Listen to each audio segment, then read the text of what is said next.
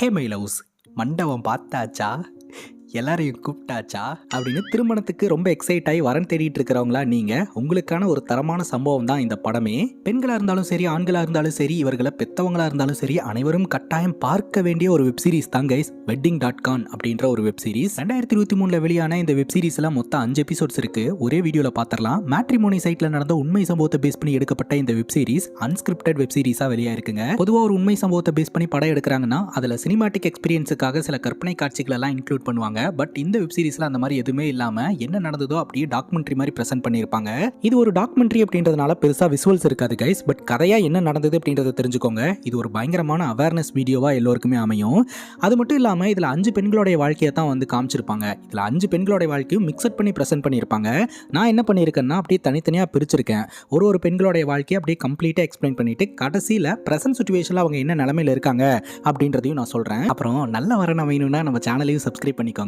நீங்க பார்த்துட்டு இருக்கிறது சரண் என்டர்டைன்மெண்ட். நான் தான் சரண். வாங்க வீடியோக்குள்ள போலாம். திருமணம் அப்படின்ற ஒரு பேச்சு எடுத்தாலே நம்ம எல்லோருக்குமே ஒரு சின்ன தடுமாற்றம் ஏற்படும். அதற்கு காரணம் என்னன்னா, இந்த சொசைட்டியும் நம்மள சுத்தி இருக்கிறவங்களும் நமக்கு கொடுக்கக்கூடிய ஒரு அழுத்தம். நாம மட்டும்தான் இப்படி தடுமாறுறோமா அப்படின்னு கேட்டா இல்லங்க. புராண கதைகள்ல கடவுள்கள் கூட இந்த மாதிரி திருமணம் அப்படின்ற கான்செப்டுக்கு வரும்போது தடுமாறத்தான் செஞ்சிருக்காங்க. இப்போ ஸ்னேகா அப்படின்ற பொண்ணோடைய கதையை நம்ம கிட்ட காட்ட ஆரம்பிக்கிறாங்க. ஸ்னேகா பேங்கிங்ல இருக்காங்க, பெங்களூரை சார்ந்தவங்க. இவங்க திருமணம் பண்ணலாம் அப்படின்னு சொல்லிட்டு மேட்ரிமோனி சைட்ல இவங்களுடைய ப்ரொஃபைலை ரிஜிஸ்டர் பண்றாங்க. அப்போ ரோஹன் அப்படின்ற ஒரு ப்ரொஃபைல்ல இருந்து மெசேஜ் வர ஆரம்பிக்குது. ரோஹனுக்கு ஸ்னேகாவை ரொம்ப பிடிச்சிருக்கிறதாகவும் கல்யாணம் பண்ணிக்கணும்னு ஆசைப்படுறதாகவும் சொல்றாருங்க. அவர் நாசிக்க சார்ந்தவர் அப்படின்னு சொல்றாரு. பார்க்க ரொம்ப அழகா இருக்கிறாரு, நல்ல வேலை, கை நிறைய சம்பளம் அப்படின்னு ஸ்னேகா எதிர்பார்ப்பை பூர்த்தி செய்யற மாதிரியே வந்து அந்த ப்ரொஃபைல் இருக்குதுங்க. ஸ்னேகாக்கும் பிடிச்சிருக்கு அப்படின்றதுனால ஃபர்தரா சேட் பண்ணலாம் அப்படின்னு முடிவு எடுக்கிறாங்க. 2 பேரும் சேட் பண்ண ஆரம்பிக்கிறாங்க. ரோஹன் மீட் பண்ணலாம் அப்படின்னு சொல்றாரு.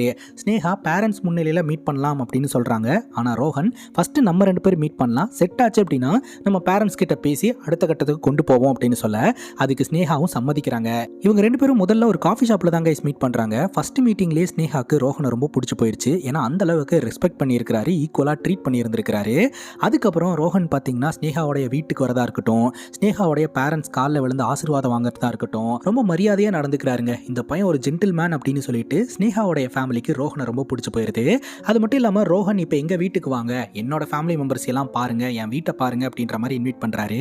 இவருடைய இன்வைட்டை அக்செப்ட் பண்ணிக்கிட்டு மொத்த ஃபேமிலியும் பார்த்தீங்கன்னா ரோஹனுடைய வீட்டுக்கு போறாங்க. ரோஹனுடைய வீடு நாசிக்ல அமைஞ்சிருக்கு. அந்த வீட்டுக்கு போன உடனே ரோஹனுடைய பேரண்ட்ஸ், சிஸ்டர்ஸ் எல்லாருமே வந்து ஸ்னேகாவுடைய ஃபேமிலியை அப்படி கவனிச்சுக்கிறாங்க. ஸ்னேகாவுடைய ஃபேமிலிக்கு ரொம்பவே பிடிச்சிருக்கு, இந்த சம்பந்தம் ஓகே ஆயிரும் அப்படின்ற மாதிரி நினைக்கிறாங்க. அப்பதாங்க ஒரு சம்பவம் நடக்குது. ஸ்னேகாவும் ஸ்னேகாவுடைய அம்மாவும் தனியா டிஸ்கஸ் பண்ணிட்டு இருந்திருக்காங்க. அந்த இடத்துக்கு ரோஹனுடைய அம்மா வந்து இவ்வளவு தூரம் வந்தாச்சு, இப்பவே என்கேஜ்மெண்ட் பண்ணிக்கலாமா அப்படின்னு கேட்டு இருந்திருக்காங்க. ஸ்னேகாவுடைய ஃபேமிலி அதுக்கு ப்ரிப்பேர்டா இல்ல. இப்ப வேண்டாம் அப்படின்ற மாதிரி தான் ஸ்னேகாவுடைய ஃபேமிலி சொல்லி இருந்திருக்காங்க. சரி நாளைக்கு கூட வச்சுப்போம் அப்படின்னு சொல்லி ரோஹனுடைய ஃபேமிலி ஸ்னேகாவுடைய ஃபேமிலியை கன்வின்ஸ் பண்ணி இருந்திருக்காங்க. இன்னைக்கு போய் ரிங்கை பர்ச்சேஸ் பண்ணுவோம், நாளைக்கு என்கேஜ்மெண்ட் பண்ணிப்போம் அப்படின்ட்டு. அது மட்டும் இல்லாமல் டௌரியை பற்றி ரோஹனுடைய அம்மா பேச ஆரம்பிக்கிறாங்க. ஸ்னேகாவுடைய அம்மா இந்த ஜுவல்ஸ் எல்லாம் கொடுப்பாங்க அப்படின்னு சொல்ல, என்னங்க பேங்கிள்ஸ் 2 மட்டும் தான் தருவீங்களா, 4 கொடுங்க அப்படின்ற மாதிரி உரிமையோட கேட்டு இருந்திருக்காங்க. இவங்களுக்கு கொடுக்கறத பற்றி பிரச்சனை கிடையாது. பட் அவங்க அம்மா கேட்ட விதம் வந்து ஒரு மாதிரி ரக்குடாக இருந்திருக்கு. அது ஸ்னேகாவுடைய அம்மாவுக்கு சுத்தமாக பிடிக்கவே இல்லை. இது என்னமோ எனக்கு தப்பா இருக்குன்னு தோணுது அப்படின்ற மாதிரி இவங்க வீட்டில் போயிட்டு டிஸ்கஸ் பண்ண ஆரம்பிக்கிறாங்க. 2 குடும்பத்தார் ஒன்னா உட்காந்து பேச வேண்டிய விஷயத்தை இவங்க சீக்கிரட்டா வந்து பேசிட்டு போறாங்களே அப்படின்னு சொல்லிட்டு ஸ்னேகாவுடைய குடும்பத்துக்கு ரோஹனுடைய அம்மா மேல ஒரு டிசப்பாயின்மெண்ட் ஏற்பட்டு இருந்திருக்குது. இதனாலேயே இந்த என்கேஜ்மெண்ட் வேண்டாம், கல்யாணம் வேண்டாம் அப்படின்னு முடிவில் இருந்திருக்காங்க. அப்போ ரோஹன் வந்து மெசேஜ் பண்ண ஆரம்பிக்கிறாரு, என்னுடைய அம்மா இந்த மாதிரி பேசினதுக்கு என்ன மன்னிச்சுக்க, நீ என்கேஜ்மெண்ட்டை கேன்சல் பண்ணிடாத அப்படின்ட்டு. எண்ட் ஆஃப் த டே ரோஹன் நல்ல பையனா இருக்கிறான், அதனால ரோஹனுக்காக ஓகே பண்ணிடலாம் அப்படின்னு சொல்லிட்டு இந்த கல்யாணத்துக்கு ஸ்னேகா சம்மதம் தெரிவிக்கிறாங்க. உடனே ரோஹனுக்கு ரிங்கு வாங்கணும் அப்படின்னு சொல்லிட்டு எல்லாருமே பர்ச்சேஸ் பண்ணுறதுக்காக போகிறாங்க. ரோஹன் ஆசைப்பட்ட மாதிரியே வந்து ஸ்னேகா வீட்டிலேருந்து ரிங்கு வாங்கி தராங்க. அந்த ரிங்கை செலக்ட் பண்ணதே ரோஹனுடைய சிஸ்டர் தான். அதுக்கப்புறம் 2 பேர்த்துக்கும் பார்த்தீங்கன்னா நல்லபடியாக வந்து என்கேஜ்மெண்ட் நடந்து முடியுது. இவ்வளோ விஷயம் ஸ்னேகாவுடைய வாழ்க்கையில் நடந்திருக்கு. ஆனால் இப்போ வரைக்கும் அவங்களோட ஆஃபீஸில் வந்து எதுவுமே ஷேர் பண்ணாமல் சைலண்ட்டாகவே இருந்துட்டு இருந்திருக்காங்க. அவங்க மனசுக்குள்ளே ஏதோ ஒரு உறுத்தல் இருந்துக்கிட்டே இருந்திருக்கு. அதுக்கப்புறம் ஸ்னேகாவுடைய ஃப்ரெண்டு தான் பார்த்தீங்கன்னா, உனக்கு ஒரு நல்ல வரன் அமைஞ்சிருக்கு, இனி உன்னோட வாழ்க்கையே மாறப்போகுது, ஏன் இப்படி டல்லாக இருக்க, எல்லாம் செலிப்ரேட் பண்ணலாம் அப்படின்னு சொல்லிட்டு அப்போ தான் ஸ்னேகா பார்த்தீங்கன்னா ஸ்வீட்லாம் வாங்கி ஆஃபீஸில் இருக்கிற எல்லாருக்கிட்டையுமே ஒரு அனௌன்ஸ்மெண்ட்டை கொடுத்து செலிப்ரேட்லாம் பண்ணியிருக்கிறாங்க. இப்படி நல்லா போயிட்டு இருந்த இந்த ஒரு சூழ்நிலையில் ரோஹன் ஒரு அப்பார்ட்மெண்ட் பில்டிங்கில் இருக்கக்கூடிய ஃப்ளாட் வாங்கணும் அப்படின்னு ஆசைப்படுறாருங்க. அந்த ஃப்ளாட்டில் நம்ம 2 பேரும் சேர்ந்து வாழலாம் அப்படின்ற மாதிரி அப்ரோச் பண்ணுறாரு. ஃபோட்டோஸ் எல்லாம் அனுப்புறாரு. அந்த ஃபோட்டோஸ்லாம் நல்லா தான் இருக்குது. அதை புக் பண்ணுறதுக்காக ரோஹனும் ஸ்னேகாவும் போகிறாங்க. அந்த பில்டர் பார்த்தீங்கன்னா ரேட் ரொம்ப கம்மியாக சொல்லிக்கிட்டு இருக்கிறாரு. ஸ்னேகா பெங்களூர்லேயே பிறந்து வளர்ந்தவங்க, அவங்களுக்கு மார்க்கெட் ரேட் எல்லாமே தெரியும். இவங்க ரொம்ப கம்மியாக சொல்கிறாங்களே, ஏதோ ஒன்று தப்பாக இருக்குது அப்படின்னு ஆரம்பத்திலேயே ஸ்னேகாவுக்கு டவுட் வந்திருக்கு. அப்போ ரோஹன் சொல்கிறாரு, இந்த ரேட்டுக்கெல்லாம் வந்து கிடைக்கிறதே அதிசயம், உடனே ப்ரீ புக் பண்ணிடலாம், நம்ம கட்டி முடிச்சதுக்கப்புறம் இங்கே வந்துடலாம், ₹1,00,000 அட்வான்ஸ் கொடு அப்படின்னு சொல்லி ஸ்னேகாவை ஃபோர்ஸ் பண்ணியிருந்திருக்கிறாரு. ஸ்னேகா பார்த்தீங்கன்னா வெரிஃபை பண்ணாமல் எதுவும் பண்ண வேண்டாம் அப்படின்ற மாதிரி சொல்லியிருந்திருக்காங்க. பட் ரோஹன் வந்து ரொம்ப ப்ரெஷர் போட்டதுனால ஸ்னேகா ₹1,00,000 செக் எழுதி கொடுத்துட்றாங்க. காரில் போயிட்டு இருக்கும்போதே இவங்க 2 பேர்த்துக்குள்ள ஆர்குமெண்ட்டு. அதனால ஸ்னேகா என்ன சொல்கிறாங்கன்னா, எனக்கு தெரிஞ்ச ஒரு லாயர் இருக்கிறாரு, அப்பாவோடைய ஃப்ரெண்டு தான், அவர்கிட்ட எதுக்கும் போய் ஒரு வாட்டி கேட்டுட்டு வந்துடலாம் அப்படின்னு சொல்லிட்டு அவரை போய் பார்த்தா அப்போ தான் ஒரு குண்டை தூக்கி போடுறாரு. அந்த பில்டர் மேலே ஏகப்பட்ட கேஸ் இருக்குது. இந்த மாதிரி அட்வான்ஸை வாங்கிட்டு பில்டிங்கையும் கட்டி கொடுக்காம பணத்தையும் ரிட்டர்ன் பண்ணாமல் ஏமாற்றிக்கிட்டு இருக்காங்க அப்படின்ட்டு. நீங்கள் என்ன அதில் போய் விழுந்திருக்கீங்க, வெரிஃபை பண்ண மாட்டீங்களா அப்படின்னு லாயர் சத்தம் போட்டுறாருங்க. அதுக்கப்புறம் ₹1,00,000 லாஸ் ஆயிடுச்சா அப்படின்னு கேட்டிங்கன்னா கிடையாது. ஸ்னேகா கொஞ்சம் விவரமான ஆளு. இன்டர்நெட் பேங்கிங்கில் அவங்களோட அக்கௌண்ட்டை லாகின் பண்ணி எந்த செக்கை இஷ்யூ பண்ணாங்களோ அந்த செக்கோட நம்பரை போட்டு அந்த செக்கை பிளாக் பண்ணி விட்டுறாங்க. ₹1,00,000 சேஃபு. அப்புறம் ஸ்னேகா வீட்டுக்கு வரும்போது ரோஹன் ஸ்னேகாவோடைய அம்மா கிட்ட ஒரு நெக்லஸை காமிச்சிக்கிட்டு இருக்கிறாரு. அப்போ ஒரு நோட்டிஃபிகேஷன் வருதுங்க. ஒரு செகண்டில் டக்குன்னு அதை தள்ளி விட்டுறாரு. அந்த நோட்டிஃபிகேஷனை எங்கேயோ பார்த்த மாதிரி இருக்கே அப்படின்ற மாதிரி ஸ்னேகாவுக்கு தோண ஆரம்பிக்குது. அதுக்கப்புறம் இவங்க 2 பேரும் ஷாப்பிங் போக ஆரம்பிக்கிறாங்க. மொபைலை கொடுத்துட்டு அவர் ட்ரையல் பண்ணுறதுக்காக உள்ளே போயிருக்கிறாருங்க. அப்போ ரோஹனோட மொபைலுக்கு ஒரு கால் வருது. அட்டன் பண்ணலான்னு பார்த்தா பாஸ்வேர்டு கேட்குது. என்னடா அது, கால் அட்டன் பண்ணுறதுக்கெல்லாம் இந்த மனுஷன் பாஸ்வேர்டு போட்டு வச்சிருக்கானே அப்படின்னு சொல்லிட்டு ஸ்னேகாவுக்கு கொஞ்சம் ரோஹன் மேலே டவுட் வர ஆரம்பிக்குதுங்க. அதுக்கப்புறம் ரோஹன் நிறைய பொய் சொல்கிறாரு அப்படின்ற மாதிரி ஸ்னேகாவுக்கு தோண ஆரம்பிக்குது. அந்த நோட்டிஃபிகேஷன் வந்தது இல்லையா, அந்த யூஏயை எங்கேயோ பார்த்த மாதிரி இருக்கே அப்படின்னு நல்லா யோசிச்சு, இது மேட்ரிமோனி சைட்டோட யூஏ ஆச்சு அப்படின்னு சொல்லிட்டு அந்த மேட்ரிமோனி சைட்டை ஸ்னேகா ரீலாகின் பண்ணி பார்க்கும்போது தான் தெரிய வருது, ரோஹனோடைய அக்கௌண்ட் இன்னும் ஆக்டிவில் இருந்துட்டு இருக்கு. அவர் கடைசியாக 2 மணி நேரத்துக்கு முன்னாடி அந்த வெப்சைட்டுக்குள்ளே போயிட்டு வந்திருக்கிறாரு அப்படின்ட்டு. என்கேஜ்மெண்ட் முடிஞ்சு கல்யாண டேட்டே ஃபிக்ஸ் பண்ணியாச்சு, இன்னும் இந்த மேட்ரிமோனி சைட்டில் சுற்றிக்கிட்டு இருக்கானா, சம்திங் ராங் தானே. அதனால தன்னோட ஃப்ரெண்டு கிட்ட ஸ்னேகா இந்த விஷயத்த சொல்கிறாங்க. ஃப்ரெண்ட் என்ன பண்ணுறாங்க அப்படின்னா, ஃபேக்காக ஒரு ப்ரொஃபைல் ரெடி பண்ணுறாங்க. ஸ்னேகாவை விட பெட்டராக இருக்கிற மாதிரியான ஒரு ப்ரொஃபைல். அந்த ப்ரொஃபைல்ல இருந்து ரோஹனுக்கு ரிக்வெஸ்ட் கொடுப்போம், ஜஸ்ட் டெஸ்ட் பண்ணி பார்ப்போம், ரோஹன் கண்டிப்பாக நல்லவனாக தான் இருப்பான், அவன் அந்த மாதிரிலாம் பண்ண மாட்டான் அப்படின்ற ஒரு பிளைண்டான நம்பிக்கையில் தான் இதை செக் பண்ணுறாங்க. ஆனால் ஸ்னேகாவோடைய நம்பிக்கையை உடைக்கிற மாதிரி தாங்க அந்த சம்பவம் நடக்குது. ரோஹன் கிட்ட இருந்து மெசேஜ் வர ஆரம்பிக்குது. எந்த அளவுக்கு ப்ரொஃபஷனலாக ஸ்னேகாவுக்கு இந்த ரோஹன் மெசேஜ் பண்ணி இம்ப்ரெஸ் பண்ணானோ அதே மாதிரி ஸ்னேகாவுடைய ஃப்ரெண்டுக்கும் மெசேஜ் பண்ணி இம்ப்ரெஸ் பண்ண ஆரம்பிக்கிறான். ஸ்னேகாவுக்கு எப்படி இருக்கும்னு நினச்சி பாருங்க. என்கேஜ்மெண்ட் முடிஞ்சிருச்சு, கல்யாண டேட் ஃபிக்ஸ் பண்ணியாச்சு, வீட்டில் எல்லாம் நல்லபடியாக போயிட்டு இருக்கு. கடைசி நேரத்தில் தான் தெரிய வருது தான் தேர்ந்தெடுத்த பார்ட்னர் நல்லவனே கிடையாது அப்படின்ட்டு. அதுக்கப்புறம் ஸ்னேகா என்ன பண்ணுறாங்கன்னா, மேகா நீ ரோஹன் கூட சேட் பண்ணிட்டே இரு, எவ்வளோ தூரம் போகுதுன்னு பார்ப்போம் அப்படின்னு சொல்லி சேட் பண்ண விட்டுறாங்க. ஆனால் இந்த ரோஹன் பார்த்தீங்கன்னா கண்மணி கத்திஜாவை அசால்ட்டாக ஹேண்டில் பண்ணிட்டு இருக்காங்க. ஒரு கட்டத்துக்கு மேலே ஸ்னேகாவே மேகாவோடைய ப்ரொஃபைலை வாங்கி சேட் பண்ண ஆரம்பிச்சிடுறாங்க. அப்போ ஸ்னேகா ஒரு கேள்வி கேட்குறாங்க, உங்களுக்கு வேற யாராவது பொண்ணு மேலே இன்ட்ரெஸ்ட் இருக்கா, யாராவது பார்த்து வச்சிருக்கீங்களா அப்படின்ட்டு. ரோஹன் கிட்ட இருந்து வந்த பதில், நோ, இது வரைக்கும் நான் யாரையுமே பார்க்கல, உன்னை தான் ஃபர்ஸ்ட் டைம் பார்க்குறேன் அப்படின்ட்டு. இந்த மெசேஜ் எல்லாம் பார்த்ததும் இதுக்கு மேலே சும்மா இருக்கக்கூடாதுரா அப்படின்னு சொல்லிட்டு ஸ்னேகா என்ன பண்ணுறாங்கன்னா, சேட் பண்ண எல்லாத்தையும் ஒரு பிரிண்ட் அவுட் எடுத்து தன்னுடைய பேரண்ட்ஸ் கிட்ட கொண்டு போய் ஒப்படைக்கிறாங்க. அம்மா அப்பா தம்பின்னு எல்லோரும் இந்த மெசேஜை படித்து பார்த்து பயங்கரமாக அதிர்ச்சிக்கு உள்ளாகிறாங்க. உடனடியாக அவங்க என்ன பண்ணுறாங்கன்னா, ரோஹனோட வீட்டுக்கு போய் பயங்கரமாக சண்டை போட்டு ரோஹனோட கையில் இருக்கக்கூடிய ரிங்கை புடுங்கிட்டு இந்த என்கேஜ்மெண்ட்டை கேன்சல் பண்ணிட்டு வராங்க. இந்த பிரச்சனையில் தாங்க ரோஹனுக்கு ஆல்ரெடி திரும்பமாய் டிவோர்ஸ் ஆயிருக்கு அப்படின்ற விஷயமே தெரிய வருது. இதனால ஸ்னேகா பார்த்தீங்கன்னா போலீஸ் கம்ப்ளைண்ட் கொடுத்துடலாம்ப்பா, என்ன மாதிரி வேற ஏதாவது பொண்ணு வாழ்க்கையில் விளாண்டானா என்ன பண்ணுறது அப்படின்னு போலீஸில் போயிட்டு இந்த விஷயத்த சொன்னால், கல்யாணம் பண்ணி ஏமாத்தி இருந்தால் தான் அவன் மேலே சீட்டிங் வழக்கு வந்து பதிவு பண்ண முடியும் அப்படின்ற மாதிரி சொல்லிடுறாங்க. எண்ட் ஆஃப் த டே ஸ்னேகா எப்படியோ தப்பிச்சிட்டாங்க கைஸ். இப்போ 2வது பொண்ணுடைய கதையை பார்ப்போம். பிரியங்கா அப்படின்ற ஒரு லேடி ரீசெண்டாக டிவோர்ஸ் ஆனவங்க, சிங்கிள் பேரண்ட்டாக இருந்து தன்னுடைய குழந்தைய பார்த்துக்கிட்டு இருக்காங்க. இவங்களுடைய வாழ்க்கையில் பணத்துக்கு பஞ்சமே இல்லைங்க, ஃபினான்ஷியலி ரொம்ப ஸ்டேபிளாக இருந்துட்டு இருக்காங்க. பிரியங்காவுடைய கணவர் பயங்கர டாக்ஸிக் கணவருங்க, பயங்கரமாக அப்யூசிவாக பேசுவார், அடிப்பார். அதனாலேயே பார்த்தீங்கன்னா பிடிக்காம டிவோர்ஸ் வாங்கிட்டு தனியாக நிம்மதியாக வாழ்ந்துக்கிட்டு இருந்திருக்காங்க. ஒரு நாள் பிரியங்கா தன்னோட மகளோட டூர் போயிருந்திருக்காங்க. அங்கே வந்து ஒரு செவுரு இருந்திருக்குங்க. அந்த செவுத்துக்கிட்ட என்ன வேண்டி எழுதி வச்சாலும் அது நடக்கும் அப்படின்ற மாதிரி அந்த ஊர்க்காரங்க நம்பிட்டு இருந்திருக்காங்க. அதனால பிரியங்கா பார்த்தீங்கன்னா தன்னோட பொண்ணுக்காக ப்ரேயர் பண்ணி எழுதி வச்சுட்டு தனக்காகவும் ஒரு விஷயத்த ப்ரேயர் பண்ணுறாங்க. திருமண வாழ்க்கையை நான் வெறுத்துட்டேன், இருந்தாலும் தன்னை புரிஞ்சுக்கக்கூடிய ஒருத்தன் வந்தானா நல்லா இருக்கும் அப்படின்ற மாதிரி பிரியங்கா ப்ரேயர் பண்ணியிருக்காங்க. மேட்ரிமோனி சைட்லையும் 2வது திருமணத்துக்காக ரெஜிஸ்டர் பண்ணி இருந்திருக்காங்க. அப்போ தான் மார்க் அப்படின்ற ஒரு நபர்கிட்ட இருந்து ரிக்வஸ்ட் வர ஆரம்பிச்சிருக்குதுங்க. மார்க் பார்த்தீங்கன்னா அவரும் ஒரு சிங்கிள் பேரண்ட் தான், அவருக்கு ஒரு பையன் இருக்கிறதாகவும் மனைவி வந்து ஹார்ட் அட்டாக்ல இறந்து போயிட்டதாகவும், என்னோட மனைவியை நான் அளவுக்கு அதிகமாக லவ் பண்ணினேன், எனக்கு இப்போ உங்களை ரொம்ப பிடிச்சிருக்கு அப்படின்னு சொல்லிட்டு அப்படியே டெக்ஸ்ட் பண்ண ஆரம்பிக்கிறாரு. ஆரம்பத்தில் பிரியங்கா அவாய்ட் பண்ணியிருந்திருக்கிறாங்க. போக போக மார்க் வந்து இந்த பிரியங்காவை அப்படியே வர்ணித்து பேசுறது இதெல்லாமே வந்து பிரியங்காவை பயங்கரமாக இம்ப்ரெஸ் பண்ணுதுங்க.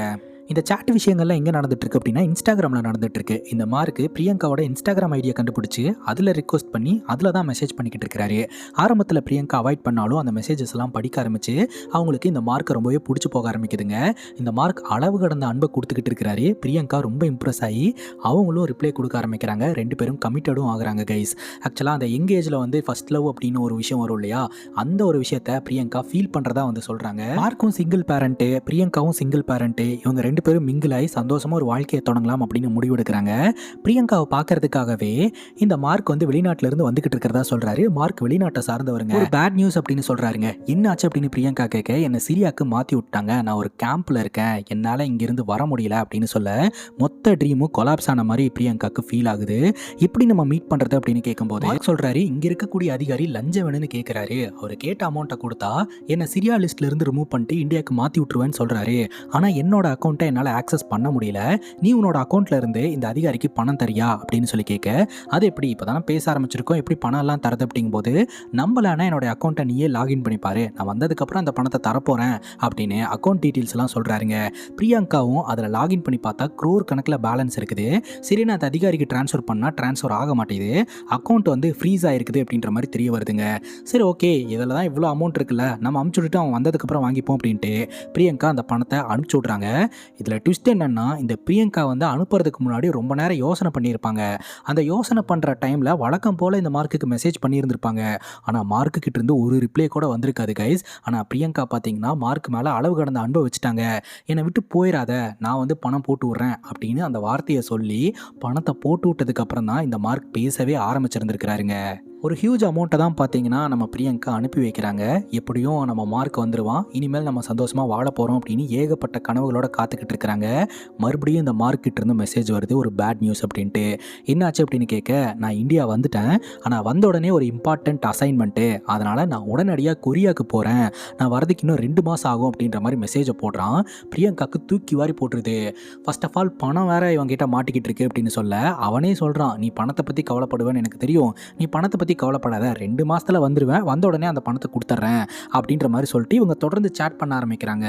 அதுக்கப்புறம் ஒரு நாள் இந்த மார்க் என்ன பண்ணுறான்னா, என்னுடைய அம்மாவுக்கு திடீர்னு கேன்சர், அவங்களுக்கு சர்ஜரி பண்ணியே ஆகணும், இவ்வளோ பணம் செலவாகும்னு சொல்கிறாங்க, அந்த பணத்தை அரேஞ்ச் பண்ண முடியாமல் நான் ரொம்ப கஷ்டத்தில் இருக்கிறேன், எனக்கு ரொம்ப பயமாக இருக்குது அப்படின்னு மெசேஜ் பண்ண ஆரம்பிக்கிறான். அதான் அக்கௌண்ட்டில் க்ரோர் கணக்கில் பணம் இருக்குல்ல, உன்னோட அம்மா ஆப்ரேஷனுக்கு உன்னால் எடுத்து செலவு பண்ண முடியாதா அப்படின்னு கேட்க, என்னுடைய அக்கௌண்ட் வந்து ஃப்ரீஸ் ஆகிருக்கு, ஸோ அதை வந்து அன்ஃப்ரீஸ் பண்ணணும்னா அதுக்கு பெனால்ட்டி அமௌண்ட்டை கட்டணும், அந்த அமௌண்ட்டை கட்டினா மட்டும்தான் அந்த அக்கௌண்ட்டை வந்து ரிலீஸ் பண்ணி விடுவாங்க, எனக்கு ஒரு உதவி பண்ண முடியுமா, அந்த பெனால்ட்டி அமௌண்ட்டை மட்டும் கட்டி என்னோட அக்கௌண்ட்டை ரிலீஸ் பண்ணி விட முடியுமா அப்படின்ற மாதிரி பிரியங்கா கிட்ட கேட்க, பிரியங்கா பார்த்தீங்கன்னா யோசனை பண்ணுறாங்க.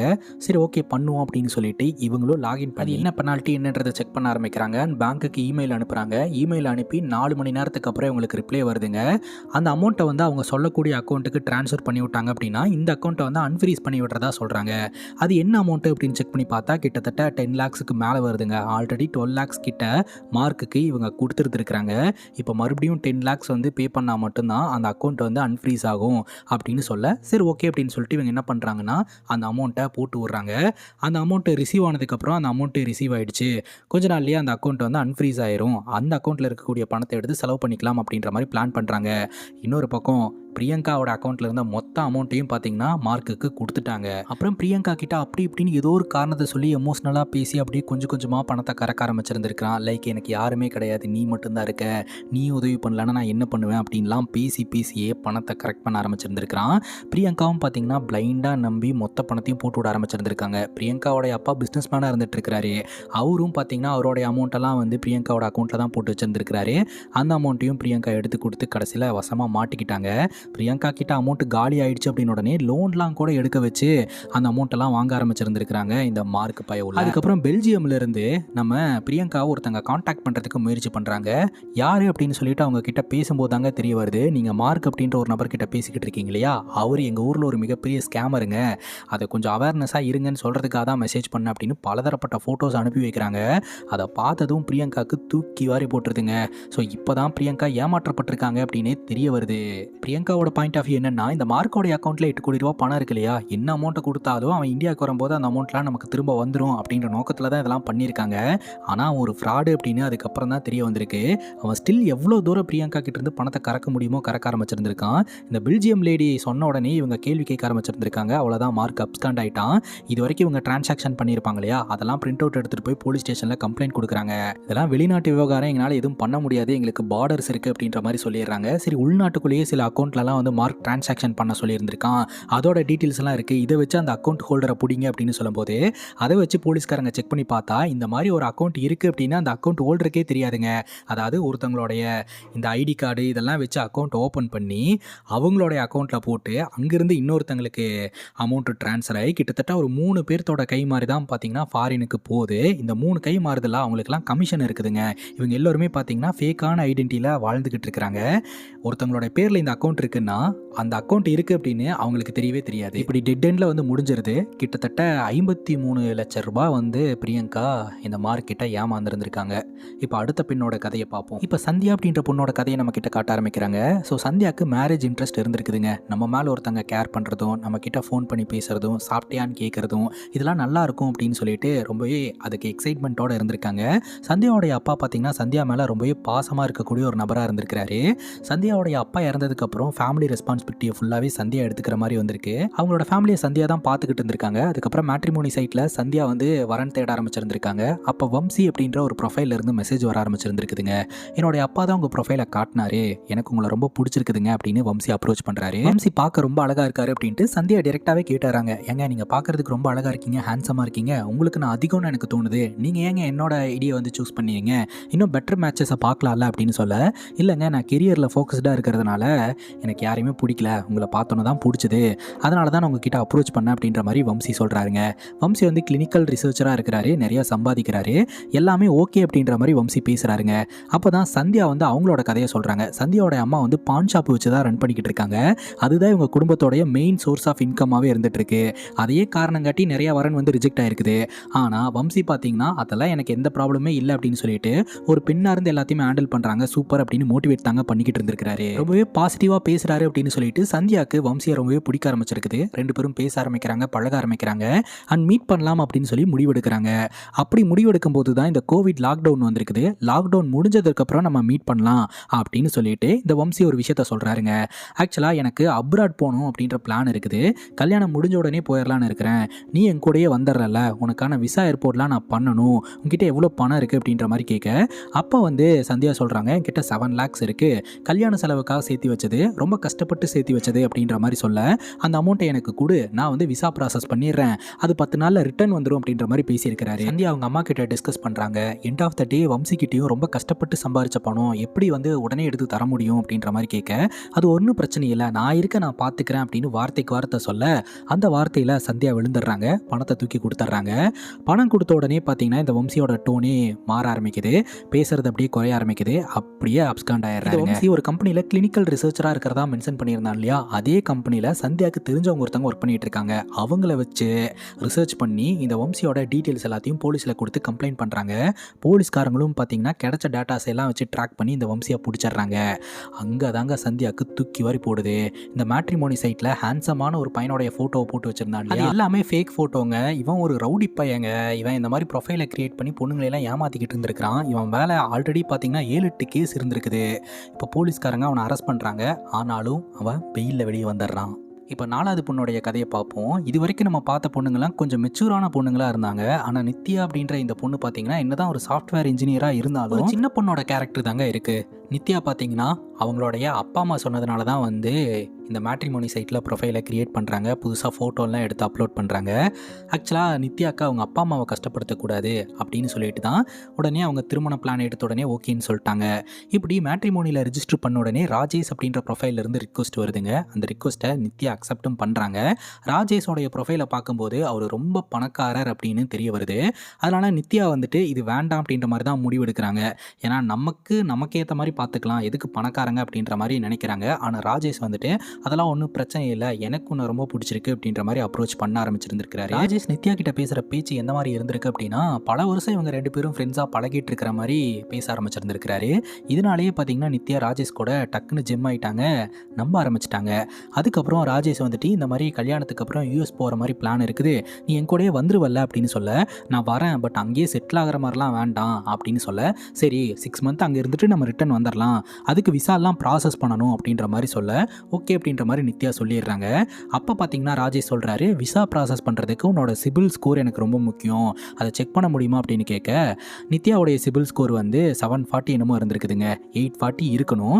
அதுக்கு என்கிட்ட ஒரு ஐடியா இருக்குது, ஒன்று பண்ணலாம், என்னுடைய கம்பெனிலேருந்து உன்னுடைய அக்கௌண்ட்டுக்கு நிறைய பணத்தை போட்டு விட சொல்கிறேன், டிரான்சாக்ஷன் நடந்துக்கிட்டே இருக்கட்டும், ஒன்ஸ் டிரான்சாக்ஷன் நடந்து முடிஞ்சதுக்கப்புறம் உன்னோட சிபில் ஸ்கோர் ஆட்டோமேட்டிக்காக இன்க்ரீஸ் ஆயிரும், விசா ப்ராசஸ் பண்ணிக்கலாம் அப்படின்ற மாதிரி இந்த ராஜேஷ் சொல்கிறான். நம்ம எல்லோருக்குமே ஒரு டவுட் வரும், விஷாக்கும் இந்த சிபில் ஸ்கோருக்கும் என்ன சம்மந்தம் அப்படின்ட்டு. அதை நித்யா யோசிக்கவே இல்லை, ராஜேஷ் ஏமாத்திக்கிட்டு இருக்கான். நித்யா என்ன பண்ணுறாங்கன்னா அவங்க அக்கௌண்ட்டை 0 பேலன்ஸில் வச்சு ராஜேஷ் கிட்ட ஒப்படைச்சிடுறாங்க. ராஜேஷும் பார்த்தீங்கன்னா நித்யாவோட அக்கௌண்ட்டில் பணத்தை போட்டு எடுத்து டிரான்சாக்ஷன் மேக் பண்ணி சிபில் ஸ்கோரை கொண்டு வந்துடுறாங்க. அதுக்கப்புறம் ராஜேஷ் வந்து ஒரு 6-7 மொபைல் அப்ளிகேஷனை இன்ஸ்டால் பண்ணி நான் சொல்கிறதையெல்லாம் ஃபாலோ பண்ணு அப்படின்னு சொல்கிறான். நித்யா பார்த்தீங்கன்னா ராஜேஷ் சொல்கிறது எல்லாத்தையுமே அப்படியே ஃபாலோ பண்ண ஆரம்பிக்கிறாங்க. ஏகப்பட்ட ஓடிபிஸ், ஏகப்பட்ட டாக்குமெண்ட்ஸ் அப்லோட் பண்ண சொல்கிறாங்க. அதெல்லாம் என்னன்னு கூட நித்யாவுக்கு தெரியல. இத்தனைக்கும் நித்யா சாஃப்ட்வேர் இன்ஜினியராக இருக்காங்க. ஸோ அவன் சொன்னது எல்லாத்தையுமே பிளைண்டாக நம்பி எல்லாத்தையுமே பண்ணிடுறாங்க. ஒரு நாள் பார்த்தீங்கன்னா நித்யாவோட வீட்டில் ஃபங்க்ஷனுங்க. அந்த ஃபங்க்ஷனில் கலந்துக்கிறதுக்காக நித்யா போயிருந்திருக்காங்க. அப்போ ராஜேஷ் ஃபோன் பண்ணி இந்த ஓடிபியை சொல்லு, அந்த டாக்குமெண்ட்டை கொடு, இந்த டாக்குமெண்ட்டை கொடு அப்படின்னு சொல்ல, நான் இப்போ ஃபங்க்ஷனில் பிஸியாக இருக்கிறேன், ஒன்று பண்ணுங்க, எல்லாத்தையுமே நீங்களே ஹேண்டில் பண்ணிக்கோங்க, ஓடிபி வந்தால் மட்டும் நான் ஷேர் பண்ணுறேன் அப்படின்ற மாதிரி சொல்லிடுறாங்க. சரின்னு ராஜேஷும் பார்த்தீங்கன்னா அவனோட மொபைலில் நித்யாவோடைய டீட்டெயில்ஸ் எல்லாம் வச்சு லாகின் பண்ண ஆரம்பிக்கிறான். நித்யா வர ஓடிபி எல்லாம் ஷேர் பண்ணி ஒரு நாள் நித்யாவுக்கு அன்னோன் நம்பர்லேருந்து கால் வருதுங்க. மொபைல் உங்களுக்கு வந்துருச்சா அப்படின்னு கேட்குறாங்க. என்ன மொபைல் அப்படின்னு நித்யா கேட்க, இல்லை மேடம் நீங்கள் ஆர்டர் பண்ணியிருந்தீங்க இல்லையா, அதான் சேஃபாக வந்துருச்சான்னு கேட்குறக்கா தான் கால் பண்ணேன் அப்படின்றாங்க. நான் எந்த மொபைலுமே ஆர்டர் பண்ணலையே அப்படின்னு சொல்ல, உங்களுடைய டாக்குமெண்ட்ஸ் டீட்டெயில்ஸ் வச்சு தான் வந்து மொபைல் ஆர்டர் பண்ணியிருக்காங்க அப்படின்னு சொல்ல, சரி யார் ஆர்டர் பண்ணியிருக்காங்க அப்படின்னு கேட்டால் வம்சி அப்படின்ற பேரில் ஆர்டர் பிளேஸ் ஆயிருக்கு அப்படின்னு சொல்ல, சரி அந்த வம்சியோட நம்பரை கொடுங்களேன் அப்படின்னு சொல்லி நித்யா வாங்குறாங்க. அந்த நம்பரை டைப் பண்ணால் அது ராஜேஷோட இதுங்க. அதை ட்ரூ காலரில் போட்டு பார்த்தா வம்சின்னு வருதுங்க. அப்போ நம்ம கிட்ட பேசிகிட்டு இருக்கிறது ராஜேஷா இல்லை வம்சியா அப்படின்ற டவுட்டு நித்யாவுக்கு வருது. ராஜேஷ் கிட்ட ஃபோன் பண்ணி இதை பற்றி கேட்கும்போது ராஜேஷோடைய டோனே மாறுதுங்க. என்ன நீ என்ன டவுட் பண்ணுறியா, ஆச்சா போச்சான்னு கத்த ஆரம்பிச்சிடுறான். அதுக்கப்புறம் இவங்க 2 பேர்த்துக்குள்ள சண்டை வந்து ஃபோன் கட் ஆகுது. அதுக்கப்புறம் தான் சிபில் ஸ்கோருக்கும் விசா ப்ராசஸுக்கும் சம்மந்தம் இருக்கான்னு செக் பண்ணுறாங்க. எந்த சம்மந்தம் இல்லை. இதை ஃப்ரெண்டு கிட்ட கேட்டு வெரிஃபை பண்ணிட்டு தன்னோட மொபைல் நம்பருக்கு வந்த ஓடிபிஸ் எல்லாம் எதோடது அப்படின்னு செக் பண்ணி பார்க்கும்போது தாங்க தெரிய வருது, இது எல்லாமே லோன் அப்ளிகேஷன்ஸ். இந்த ராஜேஷ் என்ன பண்ணியிருக்கான் அப்படின்னா நித்யாவோடைய டாக்குமெண்ட்ஸ் எல்லாம் வச்சு லோன் அப்ளை பண்ணி கிட்டத்தட்ட 17 லட்சம் ரூபாய், அதாவது டிஃப்ரெண்ட் மொபைல் அப்ளிகேஷன்ஸ் மூலமாக 17 லட்சம் ரூபாய் வரைக்கும் லோனை வாங்கி வச்சிருந்துருக்காங்க. இன்னும் அடிக்கிறது தான் அவனுடைய பிளானாக இருந்திருக்குது. இந்த மொபைல் வெரிஃபிகேஷனுக்காக கால் வந்திருக்குது. ஸோ அந்த காலில் பேசி தான் பார்த்தீங்கன்னா நித்யா ஏமாற்றப்பட்டிருக்கிறாங்க அப்படின்ற விஷயத்தையே அவங்க உணர ஆரம்பிக்கிறாங்க. இந்த விஷயத்தை தன்னோட பேரண்ட்ஸ் கிட்ட சொல்லாமல் போலீஸில் போய் கம்ப்ளைண்ட் கொடுக்குறாங்க. அதுவும் ஒரு கோயிலில் கொண்டு போய் வண்டியை நிப்பாட்டிட்டு அப்படியே போலீஸ் ஸ்டேஷனில் போய் கம்ப்ளைண்ட் கொடுத்துட்டு வந்திருக்கிறாங்க. போலீஸ்காரங்களுடைய பாயிண்ட் ஆஃப் வியூ என்ன அப்படின்னா, இன்டர்நெட்டில் க்ரைம் பண்ணுறது ஈஸி, ஆனால் அந்த க்ரைம் பண்ணவனை கூட்டிகிட்டு வந்து நிப்பாட்டுறது ரொம்ப கஷ்டம் அப்படின்ட்டு. சந்தியாவுடைய விஷயத்தில் பார்த்தீங்கன்னா வம்சி அரெஸ்ட் ஆகிறாரு. இந்த நியூஸ் டிவிலலாம் வந்துக்கிட்டு இருக்கு. அப்போ நித்யாவுடைய பேரையுமே வந்து டிவியில் போட ஆரம்பிக்கிறாங்க. பக்கத்து வீட்டுக்காரங்களாம் ஒரு மாதிரி பேச ஆரம்பிக்கிறாங்க. நித்யா நம்மக்கிட்ட சொல்லக்கூடிய விஷயம் என்ன அப்படின்னா, எனக்கு இந்த ராஜேஷ் மேலே கூட கோவம் கிடையாது, ஆனால் சின்ன வயசுலேருந்து என்னை பார்த்துக்கிட்டு இருக்கிற அக்கம் பக்கத்தினர்கள் ஒரு மாதிரி என்னை ஜட்ஜ் பண்ணிட்டாங்க, அதுதான் எனக்கு பிடிக்கல, எனக்கு அவங்க மேலே தான் கோவம் அப்படின்ற மாதிரி நித்யா சொல்கிறாங்க. இப்போது 5வது பொண்ணோட கதையை நம்ம பார்ப்போம். இவங்களுடைய பேர் வீணா, சிங்கிள் பேரண்டாக இருந்துட்டு இருக்காங்க. வீணாவுடைய கணவர் 2016 இறந்து போயிட்டாருங்க. ஆனால் அதுக்கு முன்னாடி வரைக்கும் வீணாவுடைய கணவர் ரொம்ப டாக்ஸிக்காக தான் இருந்திருக்கிறாரு. எந்த வேலை வெட்டிக்கும் போக மாட்டாரு. வீணா தான் ஒர்க்கு போய் தன்னோட கணவரை பார்த்துக்கிட்டு இருந்திருக்காங்க. பட் 2016 அவர் இறந்து போயிட்டாரு. வீணாவுடைய பொண்ணு தான் பார்த்தீங்கன்னா நீ 2வது கல்யாணம் பண்ணிக்கமா அப்படின்னு சொல்லி அப்ரோச் பண்ணி வீணாவுடைய ப்ரொஃபைலை வந்து இந்த மேட்ரிமோனி சைட்டில் ரிஜிஸ்டர் பண்ணியிருக்காங்க. உடனே பிரஜித் அப்படின்ற ஒரு நபர் வந்து வீணாவை அப்ரோச் பண்ணி வீட்டுக்கே வந்திருக்கிறாருங்க. வீணாவுடைய பொண்ணையும் பார்த்துட்டு நீங்கள் ஒன்றும் கவலைப்படாதீங்க, உங்களுக்கு நான் இருக்கேன், எல்லாத்தையும் நான் பார்த்துக்கிறேன், உன் பொண்ணுக்கு நானே படிப்பை கொடுத்து கல்யாணம் பண்ணி வச்சு நல்லபடியாக பார்த்துக்கிறேன் அப்படின்ற மாதிரிலாம் ப்ராமிஸ் பண்ணியிருக்கிறாரு. இந்த பிரஜித் ஓனா ஒரு 5 ஸ்டார் ஹோட்டல் வச்சு ரன் பண்ணிக்கிட்டு இருக்காருங்க. அதை சேல் பண்ணி அந்த பணத்தை வச்சு வேற ஏதாவது பண்ணலான்னு பிளான் பண்ணியிருக்காரு. பட் அதை சேல் பண்ணதன் மூலமா அவருடைய அக்கௌண்ட் வந்து நிறைய ப்ராப்ளத்தை ஃபேஸ் பண்ணி ஃப்ரீஸ் ஆயிடுச்சுங்க. இப்போ செலவுக்கு கூட அவர்கிட்ட காசு இல்லை. அதனால என்ன பண்ணியிருக்காரு அப்படின்னா வீணாவோட கிரெடிட் கார்டை பயன்படுத்த ஆரம்பிச்சிருந்திருக்காரு. அப்புறம் ஒரு நாள் பார்த்தீங்கன்னா ஒரு லக்ஸரியான காரில் பார்த்தீங்கன்னா நம்ம வீணாவை கூட்டிகிட்டு போயிருந்திருக்காரு. அப்போவே வீணா கிட்ட அத்துமீறலில் ஈடுபட்டு இருந்திருக்காரு. அப்போ வீணா வந்து எனக்கு பிடிக்கல அப்படின்ற மாதிரி சொல்லிட்டாங்க. என்ன மன்னிச்சுக்க, இனிமேல் உன்னோட பர்மிஷன் இல்லாமல் நான் எதுவுமே பண்ண மாட்டேன் அப்படின்ற மாதிரி இந்த பிரஜித் சொல்லிட்டாருங்க. அதுக்கப்புறம் பார்த்தீங்கன்னா இந்த பிரஜித் வந்து தன்னோட செலவுக்கு காசு வேணும் அப்படின்னு சொல்லிட்டு வீணாவை கோல்டு லோன் எடுக்க வச்சுருந்துருக்காங்க, கிரெடிட் கார்டு லோன் எடுக்க வச்சுருந்துருக்காங்க, ஃப்ரெண்டு கிட்ட லோன்லாம் வாங்க வச்சுருந்துருக்காங்க.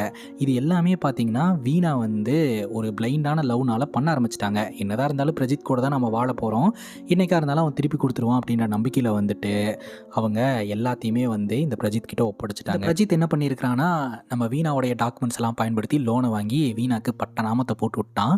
அதுக்கப்புறம் மிட் நைட்டெல்லாம் பார்த்தீங்கன்னா பேங்க்ல இருந்தெல்லாம் கால் பண்ணி இந்த மாதிரி நாங்கள் கலெக்ஷன் டிபார்ட்மெண்ட்டை சார்ந்தவங்க, நீங்கள் இவ்வளோ நாளாக பணத்தை கொடுக்கவே இல்லை, பணத்தை கொடுங்க அப்படின்னு மிரட்ட ஆரம்பிச்சிருந்துருக்காங்க.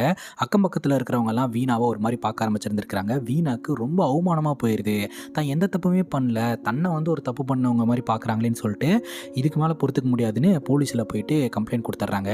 அப்போ போலீஸ்காரங்க வெரிஃபை பண்ணிவிட்டு இவன் ஒரு ஃப்ராடு மாதிரி எங்களுக்கு தோணுது, நாங்கள் வந்து ஒரு பிளான் சொல்கிறோம், அந்த பிளானை நீங்கள் எக்ஸிக்யூட் பண்ணுங்கள், அவனை ஈஸியாக பிடிச்சிடலாம் அப்படின்னு சொல்லிட்டு நிலைமை கைமீறி போகிறதுக்கு முன்னாடியே போலீஸ்காரங்களுடைய பிளானை வீணா எக்ஸிக்யூட் பண்ணுறாங்க. அது என்ன அப்படின்னு பார்த்தீங்கன்னா, இந்த பிரஜித் ஃபோன் பண்ணி எனக்கு பணம் வேணும்னு கேட்கும்போது எனக்கு சொந்தமான ஒரு ப்ராப்பர்ட்டி ஒன்று இருக்குது, அந்த ப்ராப்பர்ட்டியை ஒரு நல்ல விலைக்கு நான் விற்கலான்னு பிளான் பண்ணியிருக்கிறேன், ஆனால் அந்த புரோக்கர் வந்து கையில் தான் காசு தருவேன்னு சொல்லிட்டாரு, அக்கௌண்ட் ட்ரான்சாக்ஷன் பண்ண மாட்டேன்னு சொல்லிட்டாரு, அதனால் டிரெக்டாக நீ வந்து அந்த ரிஜிஸ்ட்ரேஷன் முடிச்சுட்டு அமௌண்ட்டை வாங்கிட்டு போய்க்கிறியா அப்படின்னு சொல்ல, நீ அந்த புரோக்கர் கிட்ட கூட நான் பேசுகிறேன் அப்படின்ற மாதிரி அப்பவும் பிரஜித் சூட்டிப்பாக பேசியிருந்திருக்கிறான்.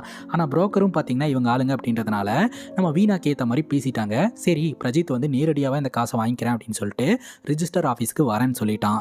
இப்போ வீணா போலீஸ்கிட்ட இந்த இன்ஃபர்மேஷனை கொடுக்க போலீஸ்காரங்க மஃப்டியில் அந்த ரிஜிஸ்ட்ரேஷன் ஆஃபீஸை சுற்றி வளைச்சிட்டாங்க. ஸோ இந்த பிரஜித் உள்ளே வந்தானா வெளியவே போக முடியாத அளவுக்கு லாக் பண்ணிட்டாங்க.